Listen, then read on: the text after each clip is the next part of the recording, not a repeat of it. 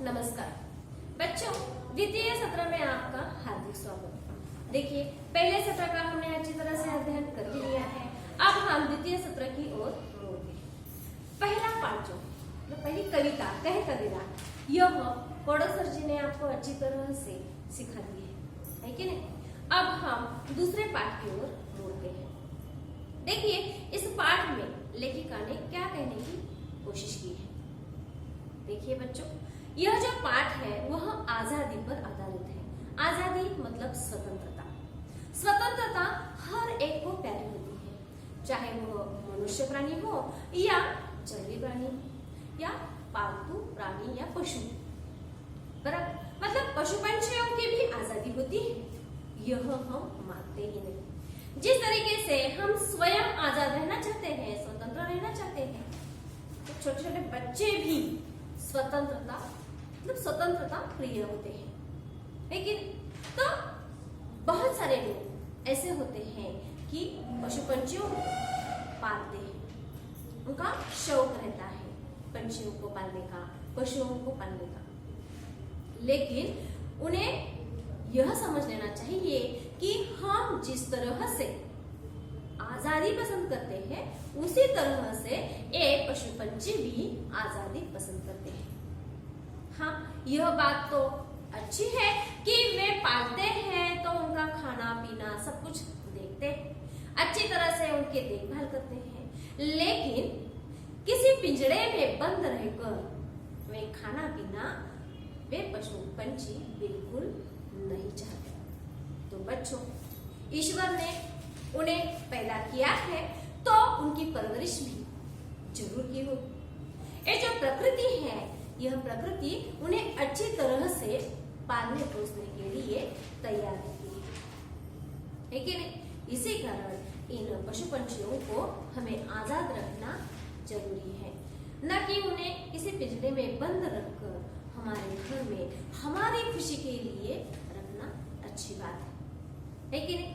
ऐसा हमें नहीं करना चाहिए। इसी आशय पर आधारित चित्रा मुद्गल जी ने यह पाठ लिखा है, जिसका नाम है जंगल। देखते हैं हम इस पाठ में उन्होंने क्या कह दिया है। देखिए, पहले हम लेखिका के बारे में जानकारी लेते हैं। पाठ नंबर 2 जंगल, पन्ना नंबर 42।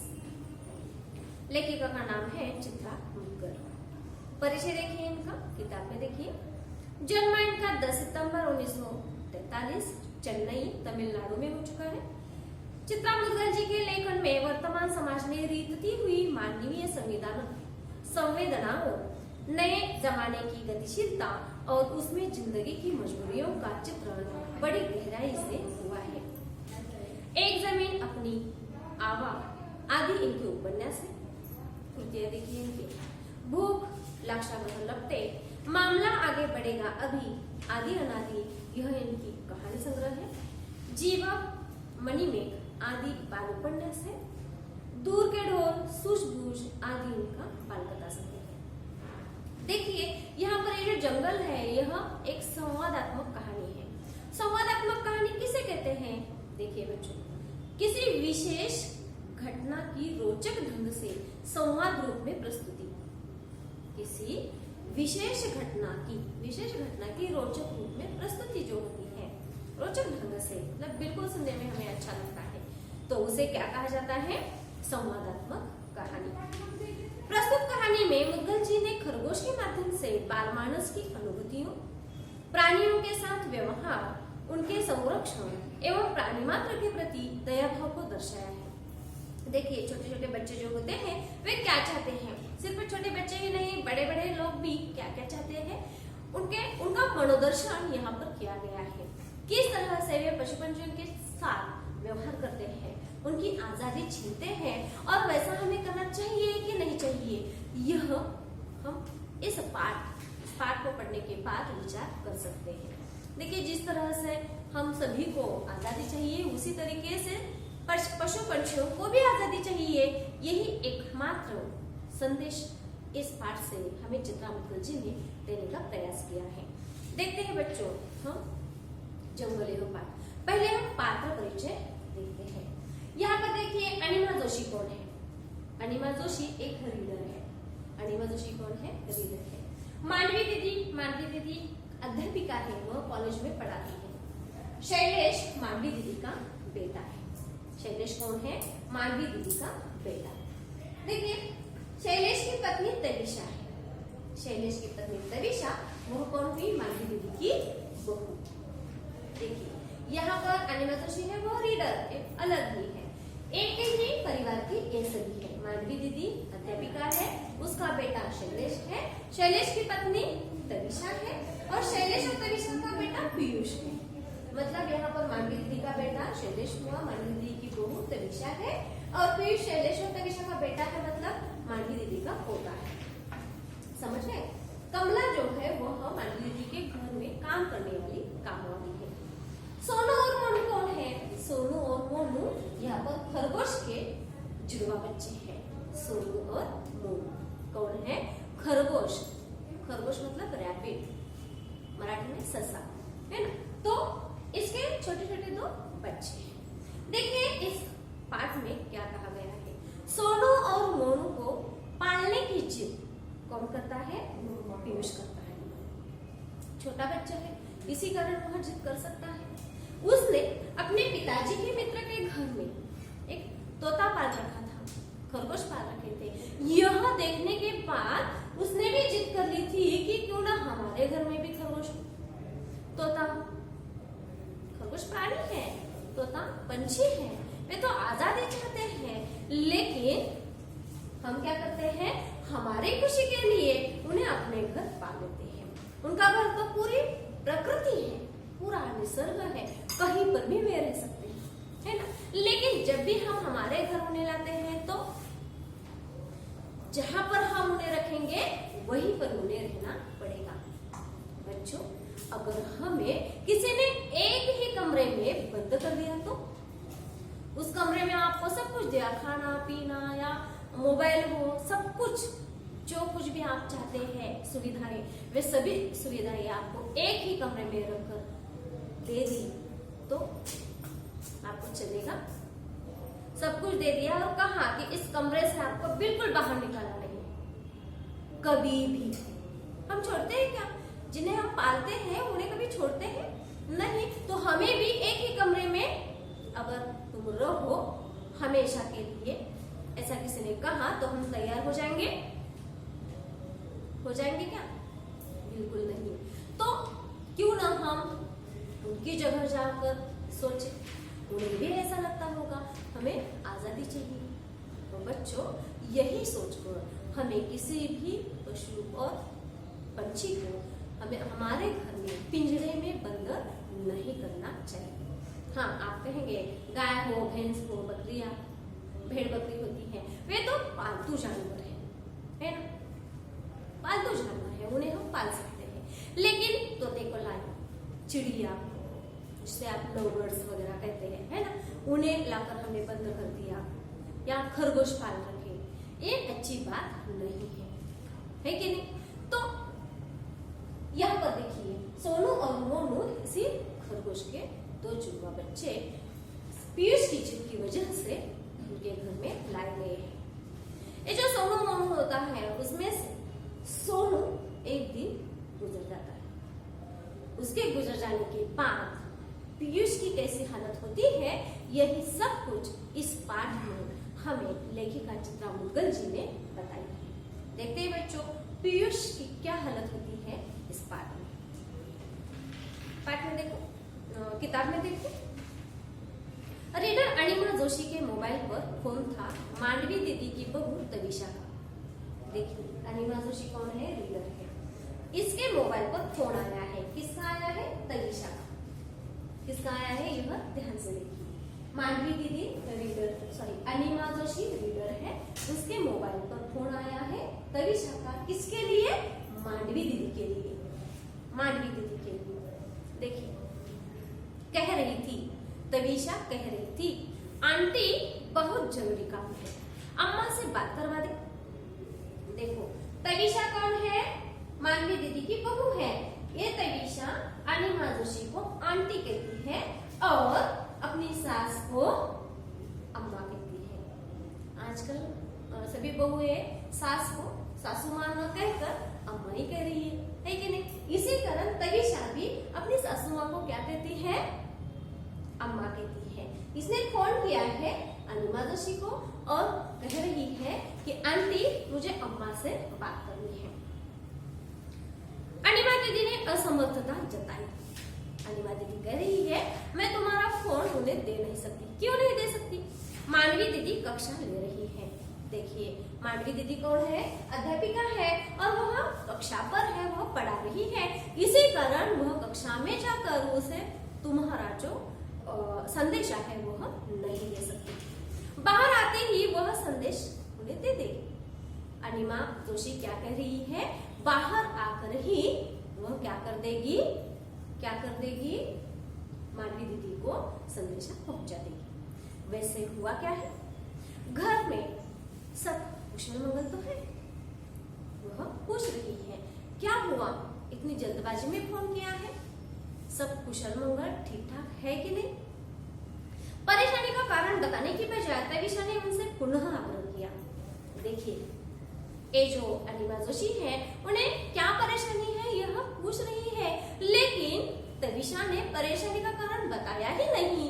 ऊपर से वह क्या कर रही है, पुनः आग्रह कर रही है कि आंटी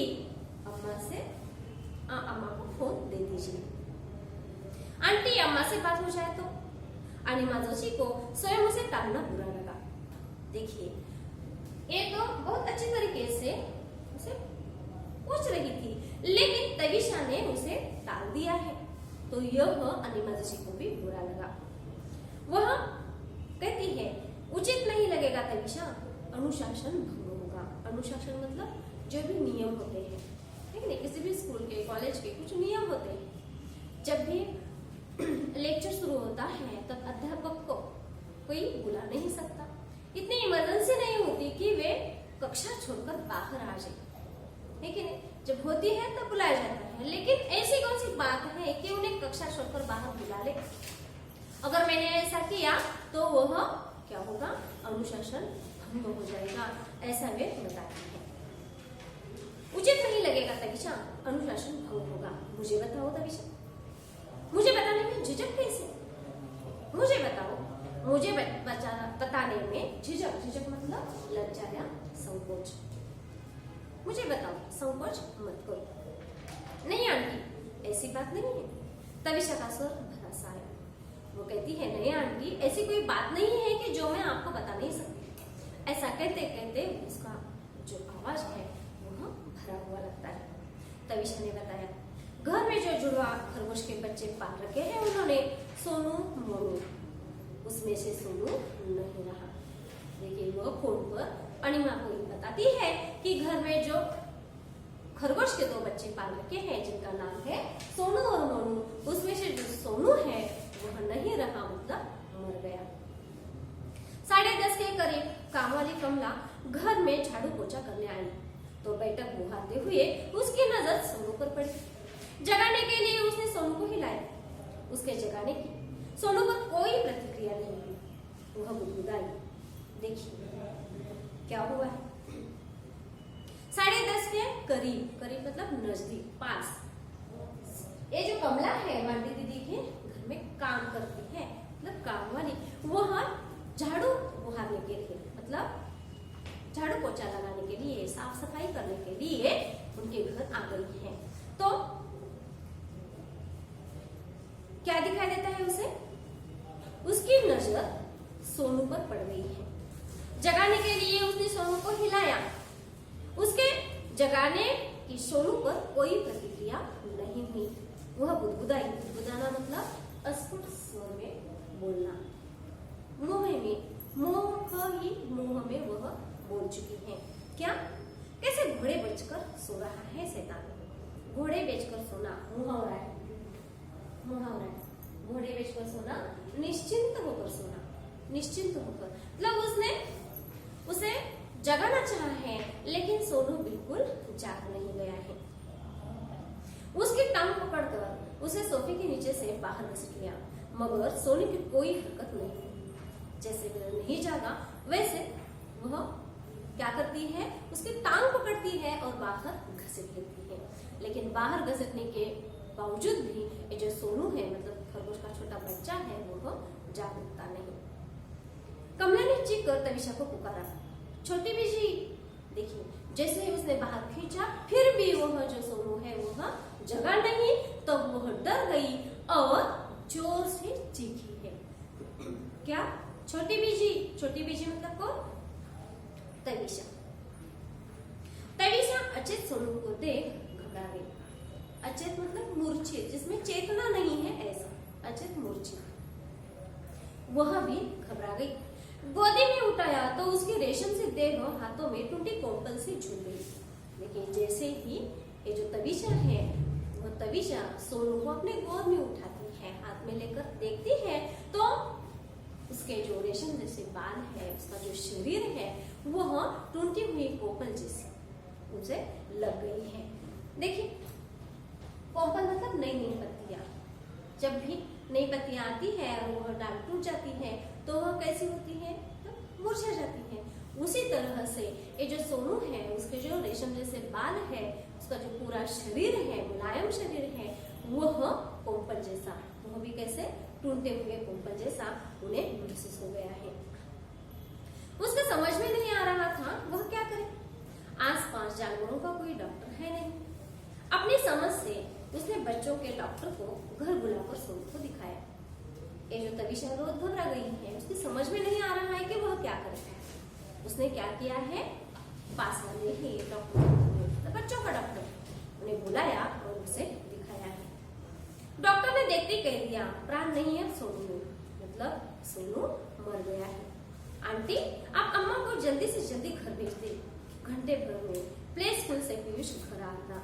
ये सभी बातें जो है, यह तविशा ने अनिमा जोशी जी को बताई है फोन पर, और वो कहती है अंत में, आंटी जल्दी से जल्दी अम्मा को घर भेजिए, क्योंकि घंटे भर में जो पीयूष है, उसका छोटा बच्चा है, वो प्ले स्कूल से घर आ जाएगा। बच्चों, इसके आगे क्या होता है, पीयूष घर पर आने पर क्या होगा, माधवी दीदी घर में कब आएगी, यह हम अगली तासिका को देखते हैं। तब तक आप ये जो शब्द है, यह लिखकर ले सकते हैं। धन्यवाद।